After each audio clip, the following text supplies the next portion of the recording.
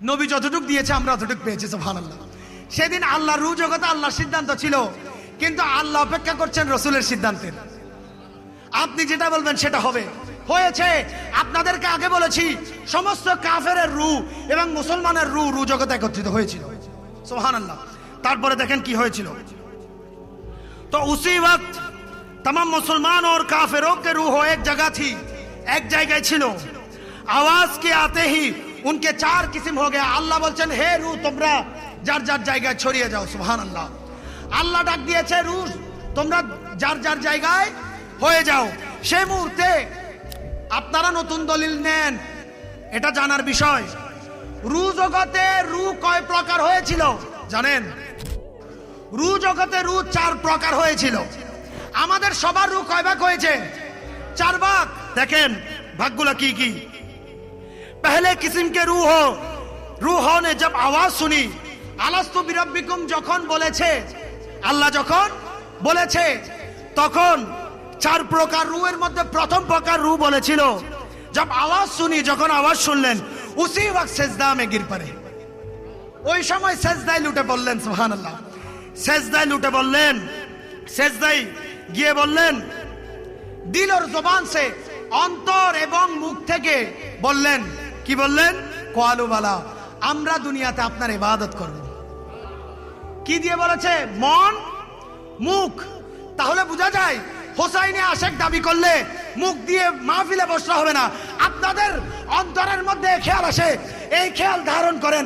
আজকে যদি একজনের অন্তরের মধ্যেও ইমাম হোসাইন রাদিয়াল্লাহু তাআলা আনহুর মোহাব্বত ঢুকে যায়, এর সদকায় যেন আপনাদের কবরে ইমাম হোসাইনের মেহেরবানি নসিব হয়।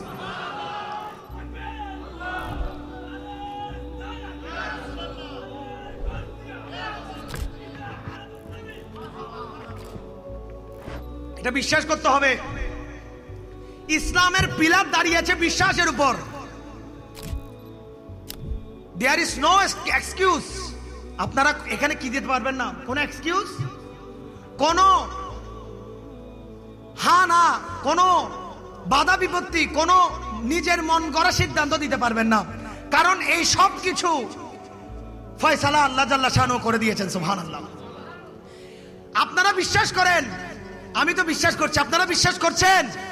আজকের জামাত আজকের নয়, পৃথিবী সৃষ্টির আগে আজকের জামাত সেদিন ছিল। শুকরিয়া করেন। হায় হায়, আপনাদের এই জামাত আল্লাহ রসুলের সবুজ গম্বুজের নিচে আছে, রওজায়ে রসুলের চাদরের নিচে আছে, রসুলে পাকের কুদরতি সিনার নিচে আছে, রসুলে পাকের কুদরতি হাতের নিচে আছে। কেন কেন? কারণ রু জগতে আমার ইমাম হোসেনকে লিডারশিপ দিয়েছে, আল্লাহর থেকে খুঁজে নিয়েছে রসুল, আর রসুল ইমাম হোসেনের সামনে ইমাম হোসেনের রুকে সায়ের করেছিল। রসুলের নূর ইমাম হোসেনকে দেখেছে, হায় হায়, এই হোসেন আমার আল্লাহ প্রদত্ত দিয়ে ইসলামকে জিন্দা করে দিবে। আল্লামা ইকবাল বলেছে, ইসলাম জিন্দা হতে হে হর কারবালা কে বাদ। তাই ইসলাম জিন্দা হয় কিসের পরে? একটা একটা কারবালা হবে, ইমাম মেহেদি আসবে, আমরা জানি আরো কত কিছু আসবে। সূত্র তো দাঁড় করিয়ে দিয়েছেন ইমাম হুসাইন। হুসাইনও সৈনিক হবে, ইমাম মেহেদি কার সৈনিক হবে?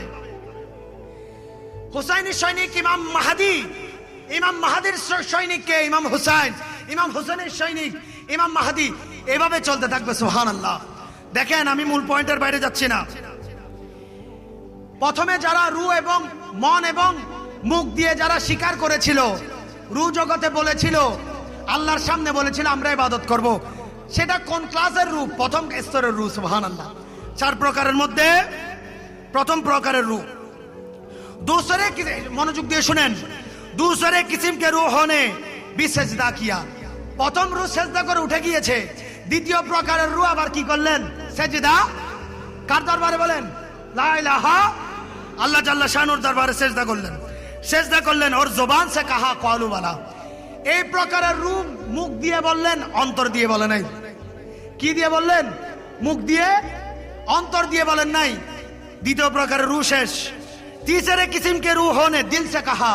তৃতীয় প্রকারের রূহ অন্তর থেকে বলল, সুবহানাল্লাহ। কিসের থেকে? অন্তরের থেকে বলল, অন্তর থেকে বলল। और चौथी किस्म के रूहों ने दिल से कहा और ना जुबान से कहा। চতুর্থ প্রকার রূহ না মুখ থেকে বলেছে না অন্তর থেকে বলেছে, তাহলে চতুর্থ প্রকারটা সবচেয়ে ভয়াবহ। ওই চতুর্থ প্রকার রূহের মধ্যে ছিল ফেরাউন নমরুদ, ওই চতুর্থ প্রকার রূহের মধ্যে ছিল আদ সামুদ, ওই চতুর্থ প্রকার রূহের মধ্যে ছিল ইয়াজিদ, ওই চতুর্থ প্রকার রূহের মধ্যে ছিল ওবাইদুল্লাহ বিন জিয়াদ, ওই চতুর্থ প্রকার রূহের মধ্যে ছিল কারা ছিল? এজিদি ফৌজরা, নাউজুবিল্লাহ।